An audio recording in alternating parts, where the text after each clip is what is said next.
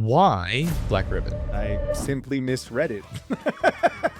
I misread it as Black Ribbit, and by the time I did a double take and realized my mistake, it was too late. Meet Nader Safinya, founder of Black Ribbit, the culture branding company. He helps companies that generate $30+ million in revenue make decisions 56 times faster by aligning customer and employee experiences through the world's first culture branding system. I honestly believe this bold statement that I've been making, that culture branding is a little piece to leading us towards actual world peace, to making humanity more harmonious simply by putting people first, by thinking human-centered thoughts. I do believe it can be dangerous to follow your passion, follow your heart. It felt like I was in a black hole with no mirrors. I just started feeling insane. I was getting no feedback, nothing like this is good, this is bad, just nothing. As a human, we need feedback to improve or whatever. As a designer, it's my life source. So I was just going totally nuts. I'm like, I don't know what to do. How is it going, ladies and gentlemen? I want to welcome you back to The Way of the Wolf. Our guest today is a gentleman named Nader Safinya. He is the founder of Black Ribbit, and they operate at the intersect of culture and branding. So I had to get him on the show to hear his story and learn a little bit more about what he does. Nader, welcome to the show. Thanks, Sean. How you doing? Good. It's good to be here. We've been talking about this for 8 months. Forever. I know, it has been forever. Yeah. So tell me a little bit about the intersect between culture and branding. And also I want to peel back a little bit and learn why you started Black Ribbit. Sure. The intersect is really about addressing the gap that I identified between what a company says and what a company does. There's a great disconnect between the two. And culture branding, which is sort of this niche that I've created, is the bridge between the two. And essentially what culture branding does is that it connects a company's values and culture across the board to every experience and every touch point. So that when inside and outside the company, so that when an employee and a customer meet for the first time, they share the exact same story. That's what that's about. Well, I would imagine the employee and the customer, but also the employee that is coming in the door. They know what to expect. Exactly. That's a good segue, because the way this all started was in 2021. Basically, COVID hit. I launched the company in 2019 as Black Ribbit. I targeted hospitality in the fall of 2019. And we know what happened 5 months later. That entire industry shut down. So it was just really bad timing. And, 2020 was okay. And then by 21, the business was just tanking. It was the year of the great resignation. A lot of shifts were happening in the workplace. A lot of of the issues, that these archaic issues in the workplace and management and so on, just came to light. And the great resignation was a catalyst for sort of identifying all these issues that were going on. And at the same time, I started looking for work because, like many others, I was just getting nervous. I needed to get something. I was getting no business, and ultimately applied to like 460 jobs in 6 months. I got one interview that ended up getting canceled, like the job no longer existed. And then I got about 60 denials from clearly robots and 400 ghosts. And, anyone who's been in this situation, and I know many, I started feeling it felt like I was in a black hole with no mirrors. I just started feeling insane. I was getting no feedback, nothing like this is good, this is bad, just nothing. As a human, feedback sort of works. We need feedback to improve or whatever. As a designer, it's my life source. So I was just going totally nuts. I'm like, I don't know what to do. And meanwhile, people are quitting jobs left and right. And there are all these jobs available. And then, maybe companies were telling stories and inflating jobs that actually existed. Did they even exist? Were they just fake jobs? Were they just trying to get money from the government? I mean, there was so many things going on, a lot of sketchy stuff. And I just started digging into that. I started looking at like, what is this? I have 2 degrees. I have 15 years of experience. I've been in leadership roles. There's no reason I shouldn't be able to get even a mid-level or junior level job. This is crazy. So I just kept digging and found that what's happening is that you have branding, sales, marketing, and leadership focused exclusively, usually, if not sometimes, but on the customer experience. And then you have employee, like talent strategists, change management, recruiting, HR, maybe coaching, focused on the employee experience. And these two never talk. So that's where you have this great disconnect between the inside and the outside of the company. And so the market doesn't get what the market sees. To be very blunt, companies are basically lying. They're just saying things to fluff it up so that the outside world sees this thing. It's a projection of what they want to be, but it's not what they actually are. Man, there's so much to unpack there, but I think you're right. A lot of these companies, I don't think they're intentionally lying. I think it is a result of the disconnect that exists between recruiting, HR, hiring managers, marketing. All of those areas operate in silos. And instead of taking the time to leverage someone with your skill set or just have somebody internal to the organization, take a step back and think, man, we're getting thousands of applications and resumes, but nothing is getting through. Like, how do we dig into this? And I can't help but wonder if that's partially a result of this world of gotta go all the time. People have their head down, they're focused on this thing, and it is very rare for them to actually, instead of looking down and in, take a step back and look up and out and ask the big questions. Yeah. Is that what you're seeing? Yeah, and I'm glad you noted that. I don't think it's intentional either. I don't think there's any like desire to be malicious. It's something that's so ingrained in the workforce, in the workspace, that it's become second nature. It's normalized. I'll ask you the big question I always ask. When is the last time before I ask that, the first place you notice, and in my case, I noticed that disconnect is actually in the job seeking process. It's never a good experience, like ever, which is crazy because it's one of the highest touch points that a company would ever have, but it's not treated like one. It's still an emotional contract, but it's not treated like one. You're not speaking to the applicant's experience, even though they're literally putting their life on the line for you and in hopes of getting this gig and so on. So I asked the big question, when is the last time you read a job description that actually addresses how that job will impact your quality of life? I mean, probably never. I've never actually heard an opposite answer. And I've done my research. Even the companies with the best known company cultures, like Patagonia, Salesforce, Virgin, even like Google, depending on which side of the fence you're on, they don't even do that. Like, go into their job descriptions. It's still just a awesome project brief. I'm going to get paid $150,000 just to work on this project. That's awesome. And all the things of like what you get to do, that's my favorite part.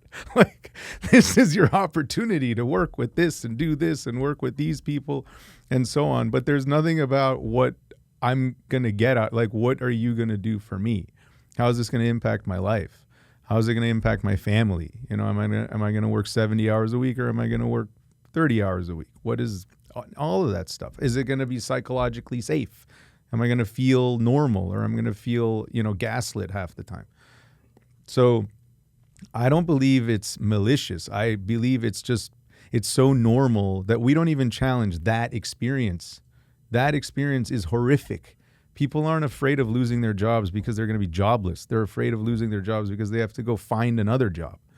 And that process sucks.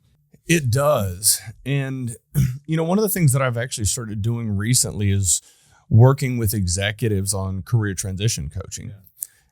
And with executives, it becomes increasingly difficult to find the right job and get your foot in the door because the comp levels are so high. And organizations see it as a higher risk hire, because if you get it wrong and you're paying somebody $150, $250 a year or more, that's a gamble.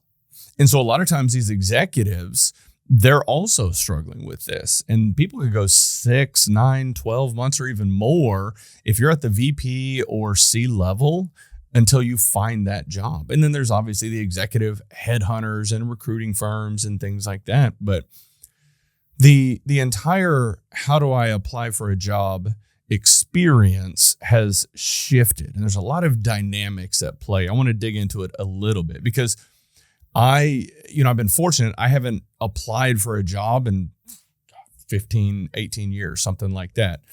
And so I don't have a lot of experience on that side, but because I was the head of HR, because I work with a lot of companies and help them through some of these issues, I see these challenges. And I think technology is partially, or maybe primarily, to blame for it because they get sold on an ATS, an applicant tracking system. Hey, this is going to filter out and weed out all of the less than ideal candidates. When in reality, if that perfect candidate submits their resume, but it's not formatted exactly the way the ATS likes it to be, they're thrown out. And so a lot of the conversations that I have are, okay, yes, you need to have your resume formatted to make it through as many ATSs as possible, check, but you also have to build a personal brand. You have to express who you are, share the knowledge that you have on social media, on LinkedIn. And a lot of times anybody that I work with, they're like, I don't like social media. It's like, okay, cool. But the better you get at it, the more opportunities it's going to open for you. So yes, you have to hit it with being able to have the right resume, sending it out, being able to capitalize and leverage tools like LinkedIn in the right way. And then, extra fun, you have to go to networking events. You have to meet with people. You have to talk to people and strangers that you've never spoken with before. So there's no silver bullet. There's like a million golden BBs on how to do this. And then as you start testing all of these different paths, you will start to get more traction in one area than the other. So as a job seeker, those are some things that I have seen.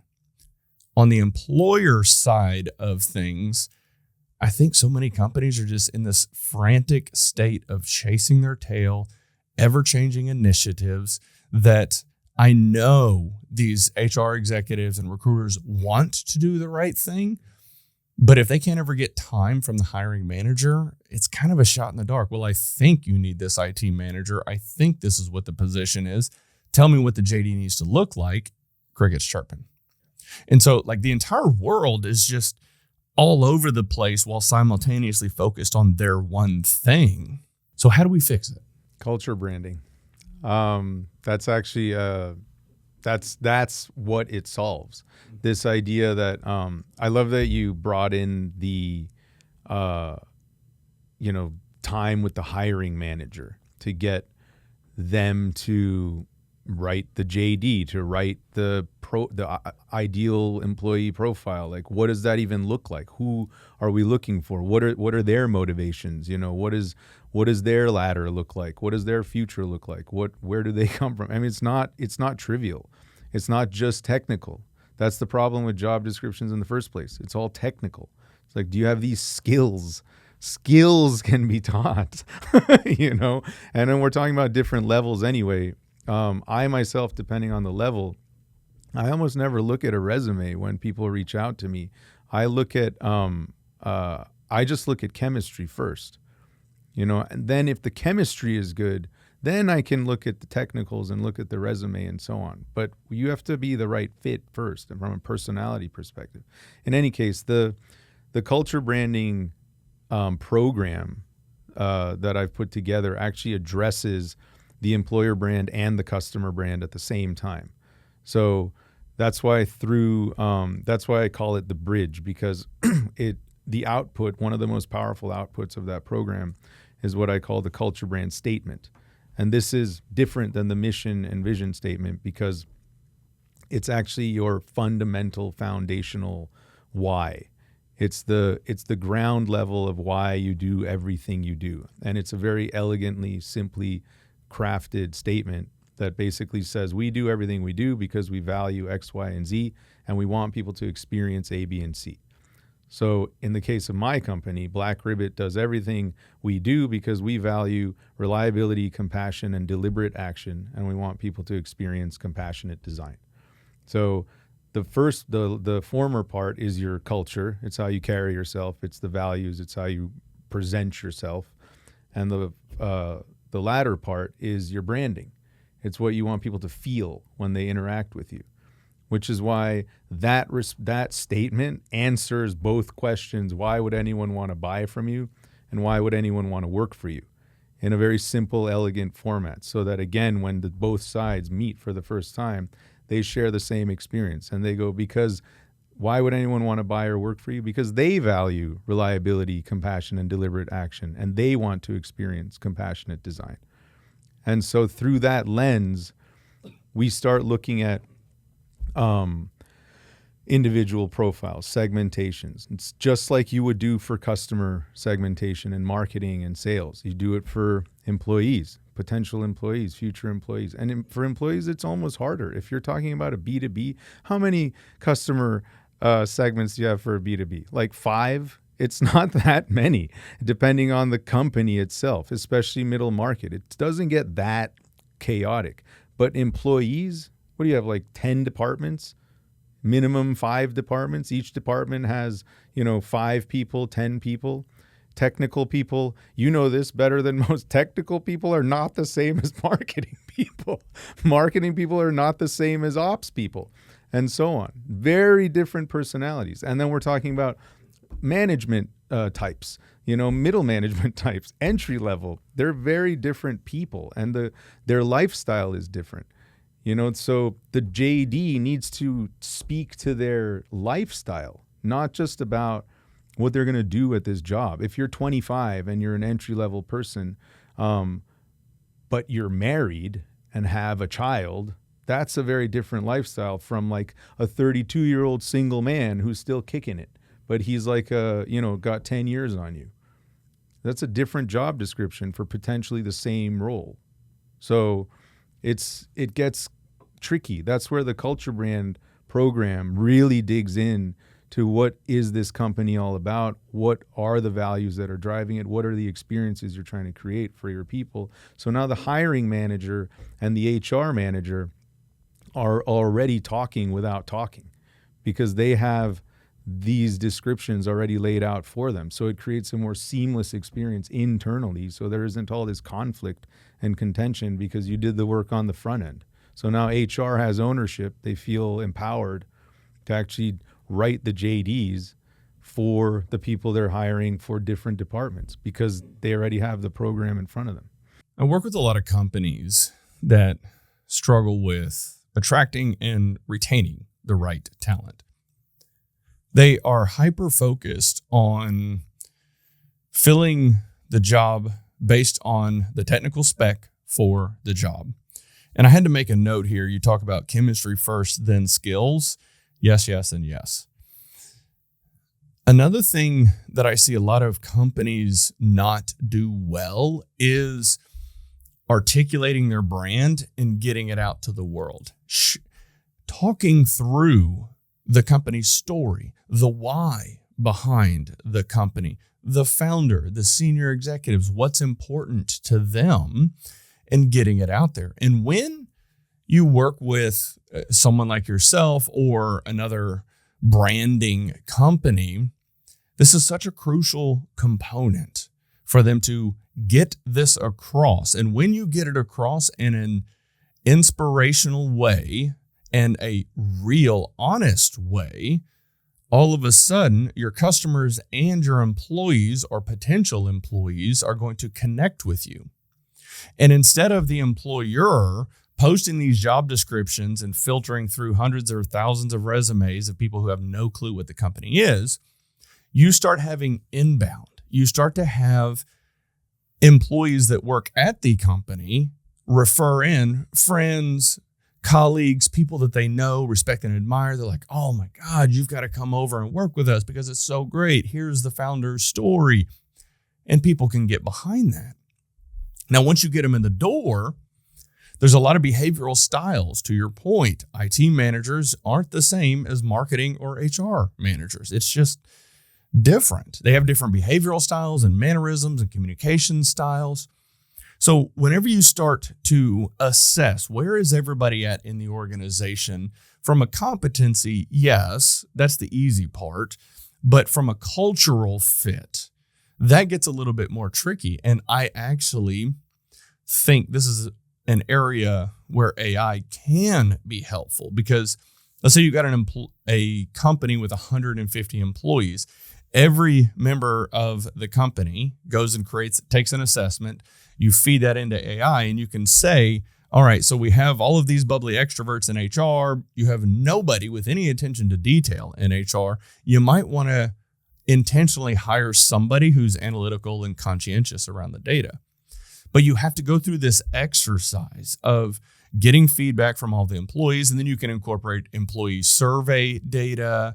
You can do job descriptions and competency and things like that, but you feed it all into AI and say, where are my gaps? What do I need to focus on? And then you start driving down into solving those problems.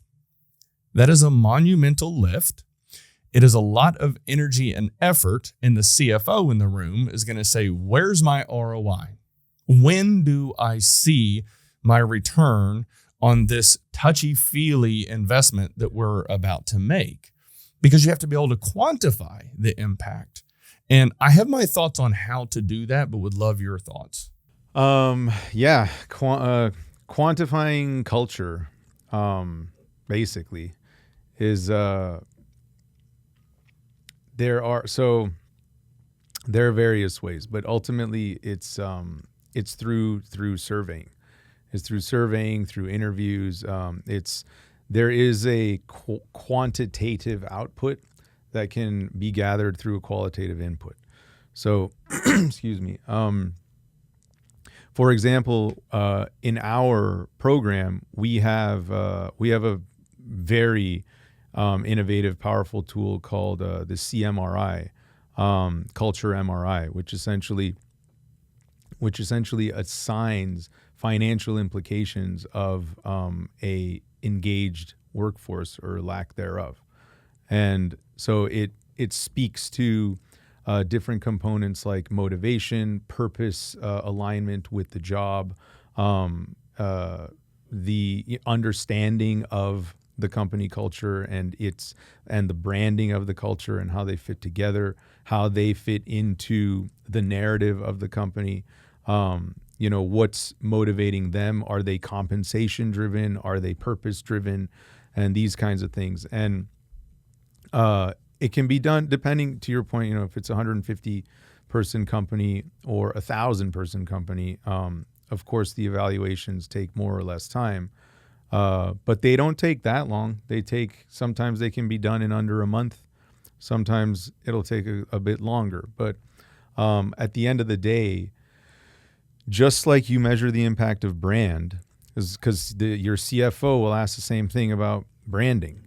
How do you measure branding? It's an emotional reaction. And by definition, my favorite definition, Marty Neumeier's definition of brand is a person's gut feeling about a person, place, or thing.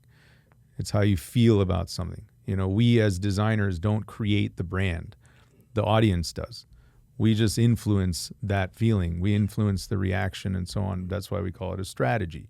We're pinball players. We just make sure the ball stays in the center every time it veers to the left or right. It's the same thing with culture. And every time that ball hits a touch point, you want to measure it. What happened in that moment? Why was there dissatisfaction? If there was contention, why was there contention? Was there contention? If people are more productive, why are they being more productive? You have to measure qualitative things to create quantitative output. Otherwise, it's the only way to do it. There's no other way to do it because it's human input.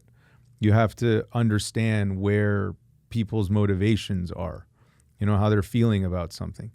I can't sit here and count, who's doing what. I actually need to talk to you, whether that's through a survey or in person or an observational study.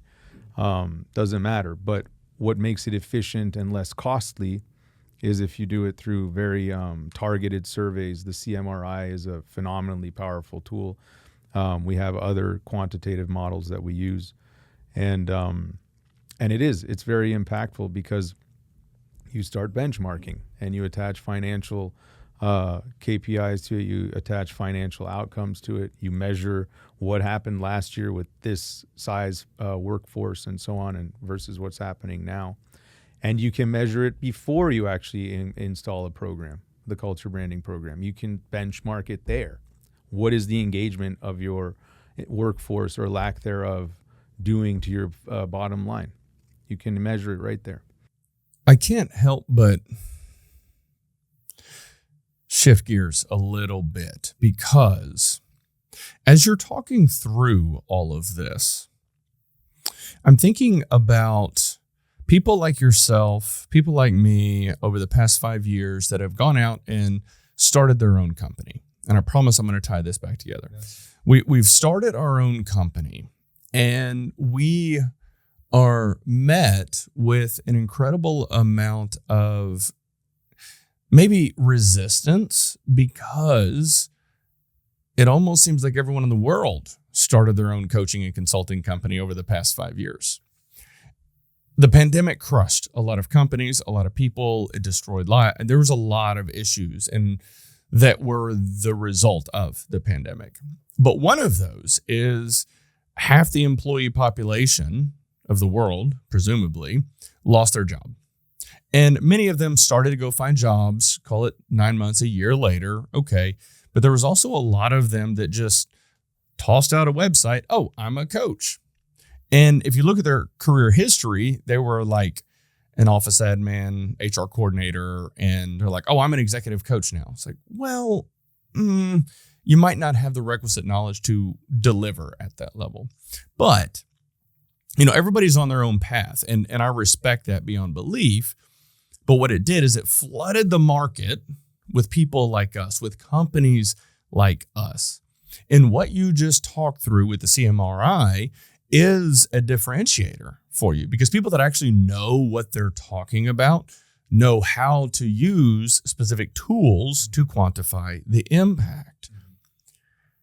This is why it's so important for you, for me, for any entrepreneurs out there that are going out and starting something, to understand this conversation that we are having right now. Yes, you need to go help other companies do it, but you have to do it internally as well. And when you do, you start to have a lot of people hitting you up. Hey, I would love to come work for you. When can I come work for you? Type of a thing.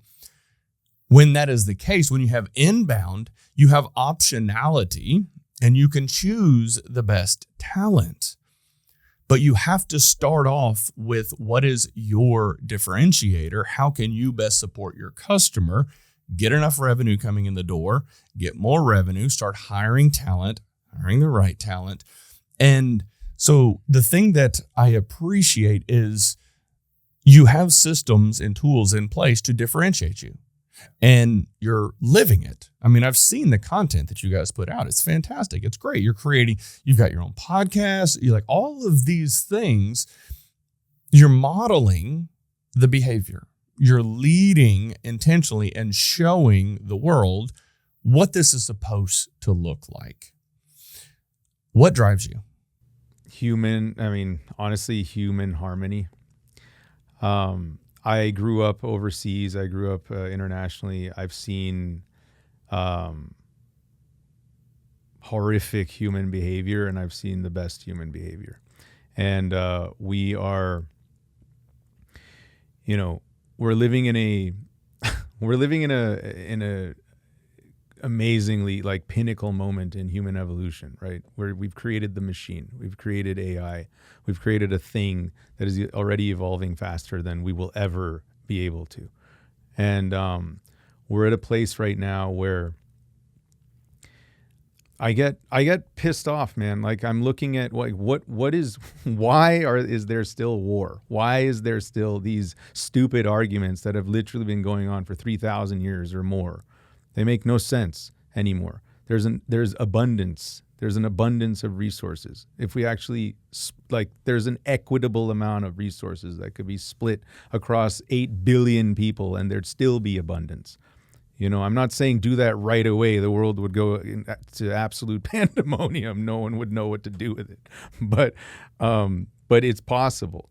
And the point that I'm trying to make is that we're at a place right now where we have to make a decision between actually caring and looking towards the survival of the human species, or letting AI do what it's doing and developing it in a way that's much faster than we could ever possibly evolve, and get to a point where the rule that we implement into AI, which is to keep humans away from harm, will turn into, well, you're your own worst enemy. You cause the most harm to yourself. So now the robot takeover happens. The workplace is a catalyst and a microcosm of how the world works. It's a mirror image of how the world works, just in a much smaller, much more controlled sort of environment. It's also where we happen to spend most of our time, globally, not just in the modern world. And I have a profound belief that if you can create cohesive, harmonious communities within the workplace, that energy can actually transfer outside of the workplace. Not to mention, I've seen this happen. So if you feel good in your work, in your daily life, which is where we spend most of our time, and you feel productive, which actually brings about more joy and more self-fulfillment than joy itself, then that feeling starts to permeate into your communities, into your through your families, into the people they interact with, and so on. And I honestly believe this is this bold statement that I've been making, that culture branding is a little piece to leading us towards actual world peace, to making humanity more harmonious simply by lifting our relationship with the workplace, by putting people first, by thinking human-centered thoughts, and giving us, in a time where we can be also harmonious with machines, to the point where machines can take over mundane, monotonous work in the workplace, and ensure that we integrate that into our culture brand as part of the ecosystem of our work, so that humans have more time to be human and be better at being human. And all of that, in the vision that I have, stems from this program that I've developed. And that's what drives me, because I want a future that I can raise a lot of kids in, and they can raise a lot of kids in. I think you're right in terms of this abundance that we now have. There has been a widening gap between the 1% of the 1% and the rest of the world. This concentration of power and financial resources. Now, the one thing that gives me pause is, let's just say we were to redistribute all of the wealth. And you touched on this. It probably wouldn't work well, because the people that are operating and live a lifestyle over here don't know what to do with all of the wealth, let alone how to leverage it to continue to grow. So there has to be this educational component that would occur for something like that to work out. Now, also with advancements in AI and robotics, there are already displacements of jobs that are occurring, and the rate of that is just going to get faster and faster. We have to lean into our humanity as much as possible. And so I think that understanding how to leverage AI in the best way possible is going to get you farther, and we need to develop skills around that space. But the other component here, and I'm leaning very heavily into this, is helping people understand how to hold on to their humanity, how to effectively communicate, how to be human. Because the younger generation, they live their lives like this, scrolling in their phone. And I've started actually working with some college kids recently, and they cannot hold eye contact. They can't have a conversation with, oh yeah, right, Cap. No, I don't. Like, you can't even have a conversation with them, which is unfortunate, but it is a result of the pandemic and them going all in on social media. We have to make sure that they know how to effectively communicate. We have to make sure that they're able to hold on to their humanity. Now, the other thing that I've started leaning into as well is all of these networking events that have started to occur. I mean, networking events have been around for a long time. There are companies now that their entire business model is how many attendees can I cram into this room? How many sponsors can I get to pay me tens or hundreds of thousands of dollars to get stage time to pitch their product? That is networking at scale. And the event organizers print money. It is ridiculous how much they make, but there's no depth to it. So we've started hosting small, intimate networking dinners and just having a real meaningful dialogue with humans, no phones, 10, 12 of us sit around a table and we solve problems together. And there is such a deep appreciation from everybody that has been attending this. And I think it's because it's real. It's human. And it's an opportunity for them to get out of their toxic workplace and make connections. Now, one more thing that you touched on is how much of an impact our workplace has on our psyche. I've lost track of how many people, they work for a toxic company and they're just miserable. Or maybe they are the toxic person. They live in this eternal state of misery and victimhood. Everybody else is the problem. They're an idiot. They're an asshole. They're the problem. Why? I'm the only one that can fix it. And I don't think you can fix that. But if we're able to fix cultures, company cultures, get people to where they operate in a good headspace. They wake up and they're excited to go to work, not waking up and crying because they have to go to work. And I think that's what we have to do. We have to continue moving in that direction, and tools like what you described, I think, can get us there. Yeah. Yeah. And to your point, the foundation of culture branding is communications. It's all communication. And communication drives everything else. So the program inherently teaches you being the company, the workforce, everybody from top to bottom. I like to emphasize all the time, we often, especially when we speak to coaches and so on, we tend to fall into the top echelon category. And everyone's often talking about leadership and executives and so on, and basically forget about people down the ladder. And I like to emphasize that this program is about everybody. It's about the security guard. It's about the custodians. It's about everyone from the top to the bottom, all over the place, and left to right. And it's, again, that culture branding statement is a tool. It's the ultimate decision-making filter, and it democratizes decision-making in the company so that anyone up and down the ladder is empowered and has ownership to make decisions that are aligned with their values and the company values in a way that's synergistic, so that they feel better about their day-to-day. And it teaches how to communicate, how to speak as a human, because it's human-centered. It's human-centered design. It's teaching. I'm doing this with clients all over the place this year, last year.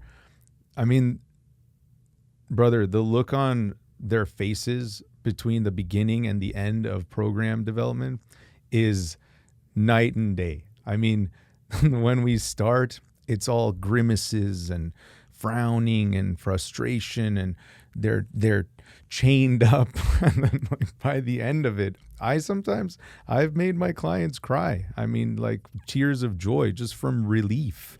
releasing tension and seeing the light and seeing some pathways open up, spiritually, internally, and operationally, because communications drives operations. I always say operations without communications is incomplete, and communications without operations doesn't exist.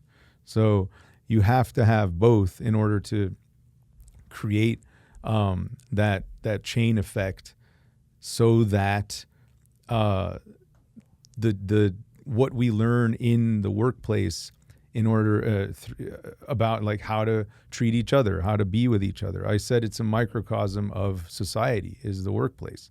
It teaches you how to be ethical, how to not be toxic, how to not talk behind people's backs. We all know that these environments exist all the time. But like creating psychologically safe workspaces so people feel, my own company, that's a word that's often used by my team all the time. They're like, I know I can talk to anyone about anything and it'll be okay. And we have a rule. It's like, no one gets angry if you're honest. We get angry when you don't say anything because we don't know what to do. We're in the dark here.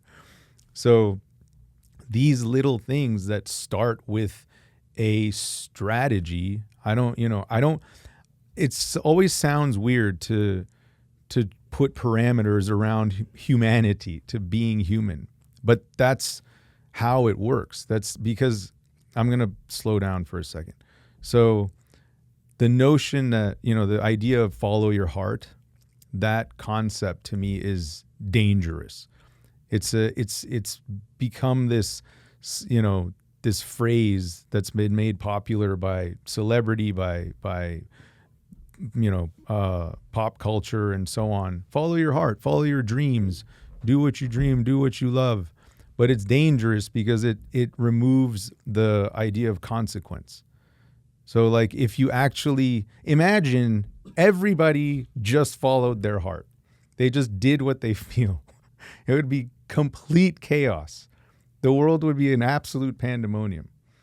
So and it's a very it's literally what differentiates maturity with immaturity. Children follow their heart and then they learn about consequences. Adults, a mature person, feels and then thinks, feels and then thinks, feels and then thinks. I really want to do this, but what happens if I do? I really want to do this. What will happen if I do that? Who will I impact? Am I going to hurt anyone? Am I going to hurt myself? And so on. And so that in itself is a parameter. Thinking about the feeling before you act is a parameter around ourselves.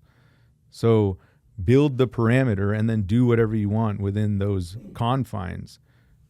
And then that way, you're acting with integrity, you're acting with forethought, you're acting with compassion because you're thinking about the consequences. And you can do that by creating a system within the workplace as well that teaches people to think like that. And to your earlier point, we always take our work home with us, whether we think we are or not. It's either in your briefcase or in the back of your mind, but it's there. And if you had a really good day, well, it's just going to get better. And you might not even talk about work, but you're going to be really, you're going to have a good time and good vibes around whoever you are. And if the opposite is true, you take it out on the people you love, and then they get pissed off.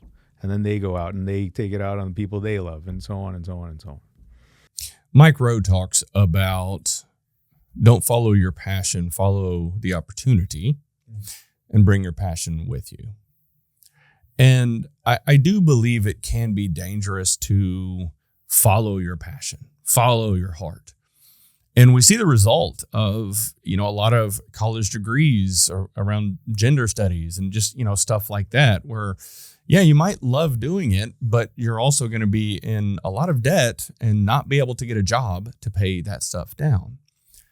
You have to identify the opportunity, pursue it, and then along the way, find your passion. Follow your heart along the way. Whenever I first stepped in and started leading human resources, I did not think that it was going to be this new passion and purpose in my life. Now, technically, HR is not my passion. It's leadership development. But leading HR was the segue into me understanding how leadership development can change people's lives. We're so focused on changing lives through strong leadership because it has this ripple effect. If I can coach and build and mentor one-on-one or groups of 20 or 30, and then they can lead more effectively, they know how to effectively communicate, and then they can lift and inspire others up, it becomes this ripple effect that starts to permeate. And I think we have to do that because there's so many companies that struggle as a result of undeveloped leaders hiring and promoting undeveloped leaders. So it's, we have a need for an IT manager. Let me take this systems admin and put him in the IT manager role because our servers keep running. Never mind that he's an asshole, dresses like a slob, but I need somebody in the role. So we have to start developing these leadership skills, these human skills that we've been talking about. Why Black Ribbit? Why that for the name? I love the logo, by the way. Thank you. Black Ribbit. It was serendipitous. I was getting my master's in Munich, in Germany, and I was actually on a streetcar headed somewhere, and we passed a tattoo shop that was called Black Rabbit, and I simply misread it. I misread it as Black Ribbit. And by the time I did a double take and realized my mistake, it was too late. And I had already, just been conjuring up images of tree frogs and different species of frogs all throughout my head. And I'm also, I like extreme sports. I'm a snowboarder and so on. And I pictured the word Black Ribbit stamped on the bottom of a snowboard. And I was like, that looks awesome. And I just thought about that. And then I was already in the mindset of, I always wanted to create a company. I wanted to build a company with a powerhouse boutique agency kind of a thing. And I was like, that would be a cool name for an agency. It's different. It's weird. It's not like anything I've heard before. And until then, I always operated as a freelancer under NS Design, my initials, and in design. It's a little more obvious, but it's boring and it's old and stuffy and whatever. And so when I saw that, I was like, man, that would be much cooler. And then pocketed it, graduated, got back to it. And when I rebranded as Black Ribbit in 2019, after launching the company in 2018, that's when I went down the actual branding rabbit hole and was like, what's with the frogs? Why did I think about frogs? Where did that come from? So I started researching frog symbolism and all this, and I realized globally, interculturally, frogs represent empathy, they represent guidance, they represent the wisdom to empower oneself, they represent transformation, they're often associated with teacher archetypes and so on, and the caretaker archetype. And it just fit because that's how I strive to live my own life. It spoke to my values and my own characteristics and also how I conduct business. And so I named the frog, I said, this is it. And I named the frog Kismet, which means fate. So, and Kismet in Persian is the exact same word. It's qismat. So I was like, okay, that's it. And that's how we landed on that. And those qualities are fed into my own company and company values. Compassion, deliberate action, and reliability all stem from that symbolism and the experience that I want everybody to have as they do throughout our interactions is compassionate design. That's where Black Ribbit comes from. I like it. And can't help but appreciate your rebranding from NS to Black Ribbit.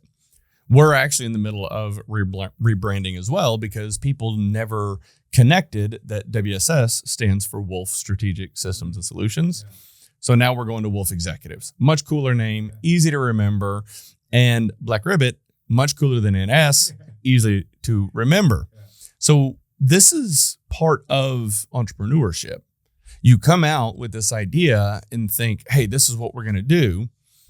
And I think it's important for you to figure out the brand piece as early as possible, because we're a few years into WSS and now we're doing this brand flip, and we haven't publicly launched the new website yet. By the time this airs, it will be live, but it's something that you need to figure out early on so that you don't have to go through the pain of a rebranding, because it is pretty painful. But once you land on it and you stick with it, all of a sudden it just becomes second nature. People just know you for the frog, know us for the wolf type of a thing. So nailing it early on, I think, is also important. Yeah. And it's such a, I mean, this is a great example. Everybody asks about it. Everybody brings it up. Nobody forgets it. It's very memorable. Because it's weird. It's a weird name that has literally no meaning. and I put the meaning behind it. So it's funny, and people constantly mispronounce it as Black Rabbit, which is funny because that was the mistake in the first place. So it constantly flips on itself. It's fun. Yeah, I like it. So we've gone way down the ribbit hole today. What's next for you? What's the next big thing that you're excited about? Well, the building my empire, as it were. We're in a growth phase after 7 years, Sean. It's an amazing year. It's been an amazing year. A lot of shifts, personally, spiritually, emotionally, mentally. The business has seen a lot of shifts. I just hired 3 people in 2 months. It's just a lot is going on, and in the best possible way. I'm seeing my vision come to life, and my company, my team is over the moon with the work that they're doing, the work we're producing, the team dynamic. It's all the stuff that I dreamt of, that I had in my heart and constantly thought about. What are the consequences? What is going to happen? Is this the right thing? And so on. And so the next big thing is the growth of that and hitting my mark. I want Black Ribbit to be a $10 million company. I want to put $1 million of that into annual pro bono work. I want to do, all kinds of stuff with it. There's so much more to just this core concept. And eventually, the big picture here is that world-changing outcome, is world peace, is other agencies popping up like mushrooms, culture branding. This is the next thing. That's my vision. I'm not trying to monopolize this thing. This is something that needs to happen. It's not a choice anymore. The world's moving in a very different direction, and right now is a pinnacle moment. We have to make some real decisions. I have such a deep appreciation for what you just shared, as far as you not wanting to have a monopoly on this, wanting more and more culture branding companies to pop up. I operate from a similar place with leadership development, and I actually promote competitors on LinkedIn. Like, hey, Chad is crushing it. Look, he's got his new public speaking website. Yes, he's a competitor. No, I don't care, because we need more people improving more people. That's what we've got to focus on. Man, how do people contact you? I'm very easy to find. You can Google me, Nader Safinya, or LinkedIn. I'm very active on LinkedIn. You can go to the website, blackrabbit.com. All 3 are easy. I'm very easy to contact. Yeah. What is one big thing that you want people to know? That I want them to know. I want them to think about, there's something I always leave every conversation with, because it speaks to the big picture. If you want to be part of the next phase of humanity, if you want to be a symbol of progress and really evolve and help the evolution, like you would say, introspect first, look inside yourself. And I want you to look in the mirror. I want you to look deep into your own eyes. And I want you to ask, while pointing at yourself, would you want to buy from you? Or would you want to work for you? It gets awkward when you're looking at yourself in the eyes and asking yourself that, and really sit with that. Yeah, I think that's something that a lot of people aren't ready to do, but they need to do. Yeah. Nader, thank you, Sean, for coming on the show. Thanks, brother. It was Absolutely. a pleasure. All right, man. Have a good one. Thank you.